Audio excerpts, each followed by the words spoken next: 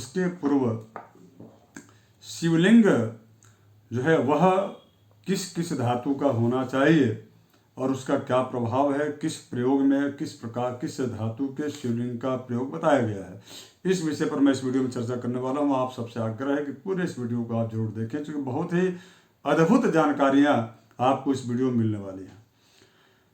भगवान शिव का अगर यदि दीर्घायु की प्राप्ति की कामना से यदि आप शिवलिंग का चयन करना चाहते हैं तो आप हीरे के शिवलिंग पर जो है रुद्राभिषेक कर सकते हैं। कई लोगों के मन में विचार आ रहा होगा कि हीरे का शिवलिंग तो बहुत जो है बमुश्किल ही यह, तो मैं आपसे बता दूं कि अगर यदि छोटा भी एक यदि हीरे का अंश यदि आपके पास है तो उस अंगूठी को आप रख करके शिवलिंग के रूप में आप उसका ध्यान करके उस पर भी अभिषेक पूजा पाठ कर सकते हैं। वैसे भी जितने भी रत्न उन सभी रत्नों का समय समय पर जो है उनकी प्राण प्रतिष्ठा के बाद उनको पुनः चार्ज किया जाता है ताकि उसका विशेष प्रभाव फल मिल सके।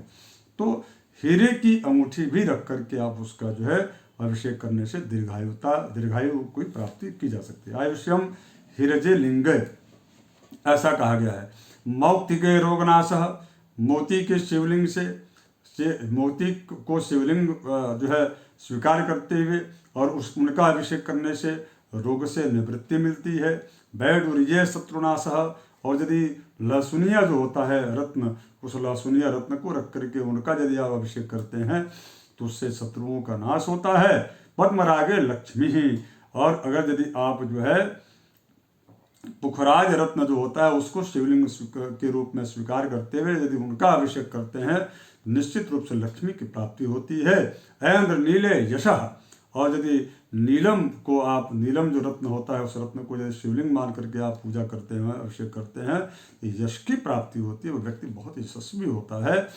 मारकते पुष्टि ही, इसी प्रकार से स्फटिक के शिव जो है मरगज के शिवलिंग का यदि अभिषेक करने से उस व्यक्ति को पुष्टि की प्रबलता मिलती है। स्फटिक सर्वकामा, स्फटिक जो है का शिवलिंग तो कई भारत में कई मंदिरों में मैं देखा हूँ कि स्थापित है, तो उन स्फटिक के शिवलिंग का रुद्राभिषेक करने से निश्चित रूप से समस्त मनोकामनाओं की पूर्ति होती है।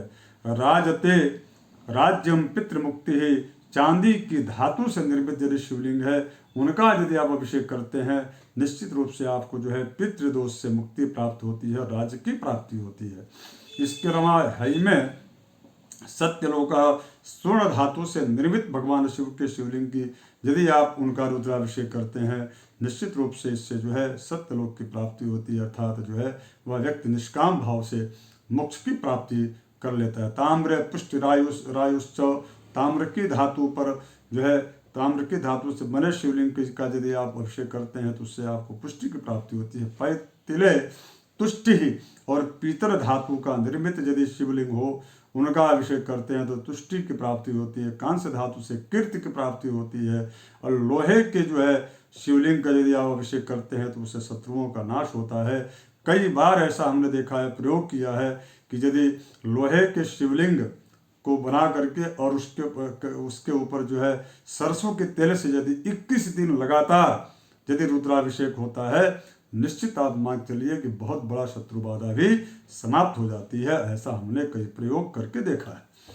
तो इसके पश्चात शीश अजय आयुष्यम, जो रांगा होता है उस रांगा के जो है का जिसको उसका यदि आप उस शिवलिंग का यदि आप जो है अभिषेक करते हैं तो उससे आपको आयुष की प्राप्ति होती है। हस्तिदंत जय सेनापत्यम, और इसी प्रकार से हाथी के दांत का भी शिवलिंग बनता है, उनसे भी अभिषेक करने से सेनापतित्व की प्राप्ति होती है। सेना में सैन्य क्षेत्र में वह व्यक्ति बहुत यश और कीर्ति को प्राप्त होता है।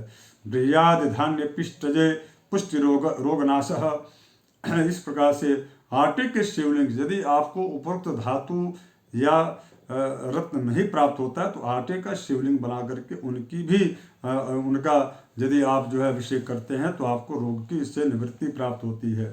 इसी प्रकार से उड़द के आटे से के बने शिवलिंग पर यदि आप अभिषेक करने से सुंदर जो है स्त्री की प्राप्ति होती है। मैं आपको बता दूं जिनका भी इस प्रकार के विवाह में चाहे स्त्री हो या पुरुष हो यानी कि लड़कियां हो या बच्चे हों, उनको यदि विवाह में बाधा उत्पन्न होती है तो प्राय उनको उड़द के जो है बने शिवलिंग का अभिषेक करके और त्वरिता मंगलानुष्ठान कराने मात्र से उनको इस प्रकार के वैवाहिक या दाम्पत्य जीवन से संबंधित बाधाओं से उनको मुक्ति मिल जाती है और पुनः और शीघ्र उनका विवाह भी होता है।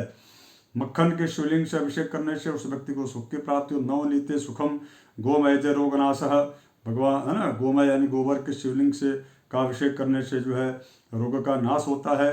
गौडनादि गुड़ के शिवलिंग से यानी कि गुड़ के शिवलिंग से जो है के पर अभिषेक करने से अन्न इत्यादि चीज़ों की वृद्धि होती है। कई बार ऐसा शास्त्रों में आया है, प्रमाण आया है कि जब राजाओं के यहाँ इस प्रकार की स्थितियाँ प्राकृतिक जब विपत्तियाँ आती थी तो उनके द्वारा गुड़ के शिवलिंग पर जो है कई बार जो है इस प्रकार के रुद्र महायज्ञ की स्थितियाँ बनी हैं, उन लोगों ने किया, उसका प्रभाव भी प्रजा में देखा गया।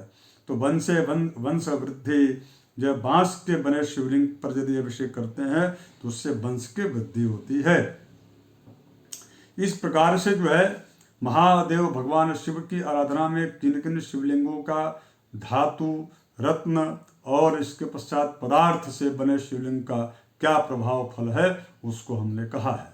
अब इसके पश्चात मैं आपको बता दूं कि कुशोदक से यदि आप अभिषेक करते हैं, कुश को जल में यदि कुश को डाल दें, कुछ देर के बाद वह जल, उसी जल से भगवान शिव का अभिषेक करते हैं तो व्याधि शांति कुशोदक ही, उससे रोग की शांति होती है। जो लोग जो है रोग मृत्यु शैया पर पड़े हों, वो रोग से पीड़ित हों, व्यथित हों, पीड़ा हो रही हो, ऐसे व्यक्ति का यदि महामृत्युंजय मंत्र का एक जो है पुरस्चरण का जप करा करके और लगातार अगर यदि जो है अभिषेक करते हैं कुशोदक से तो उनको निश्चित रूप से रोग से निवृत्ति मिलती है। ऐसा कई प्रमाण भी देखा गया है। दधनाथ पशु कामाय, यदि आपको वाहन की जो है या पशु की कामना है, अर्थात आज के समय में चूंकि पशु तो हैं जरूर, लेकिन उनकी जो उपयोगिता है वह यह एक ऐसा निर्देश मिला है शास्त्रों से, तो आप समझ लीजिए कि आज के समय में जो है वाहन से जुड़े हुए जो लोग हैं, ट्रांसपोर्टर विशेष रूप से, उनको भगवान शिव का दही से अभिषेक करवाना चाहिए। उससे उनको उस क्षेत्र में अच्छी उन्नति, लाभ, यश और कीर्ति की प्राप्ति होती है। ऋण से भी वो मुक्त होते हैं। श्रिया इक्षुरसेन, लक्ष्मी की प्राप्ति के लिए गन्ने के रस से जो है अभिषेक करना चाहिए। मध्वा चेर धनार्थी, मधु यानी कि शहद के अभिषेक से, शहद से यदि अभिषेक करते हैं तो निश्चित रूप से धन की कामना, धन की प्राप्ति होती है। मोक्षुर तीर्थ वारणा, समस्त तीर्थों के जल से, किसी भी तीर्थ के जल से यदि वह व्यक्ति अभिषेक करता है तो उसको मोक्ष की प्राप्ति होती है।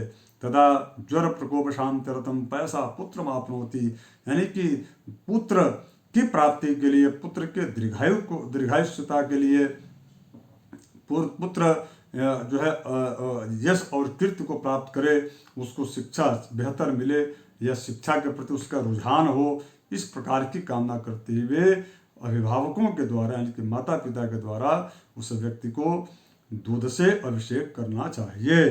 भगवान शिव का दूध से अभिषेक करना चाहिए। और इसी प्रकार से प्रमेह रोग शांतिर्थम शर्करा मिश्रिता यत् तत्र सार्षपेणैव तैलेन शत्रुनाशो, अर्थात जो है सरसों के तेल से यदि अभिषेक करते हैं तो शत्रु का नाश होता है। मधुना यक्षमराजो, इस प्रकार से जो है शहद से अभिषेक करने से जो है कई प्रकार के रोगों का भी नाश होता है। पापक क्षयार्थी मधुना निर्व्याधि सर्पिशाहा, घृत से अभिषेक करने से स्वास्थ्य की प्राप्ति होती है। घी से, देसी घी जो गाय का हो उससे अभिषेक करना चाहिए। श्री कामाक्षी रसेन वही, ईख के रस से यदि रुद्राभिषेक करते हैं तो निश्चित रूप से अखंड जो है श्री की प्राप्ति, लक्ष्मी की प्राप्ति होती है। और भगवान यदि शर्करोदक से यदि स्नान कराने से, भगवान शिव का रुद्राभिषेक करने से पुत्र की प्राप्ति होती है।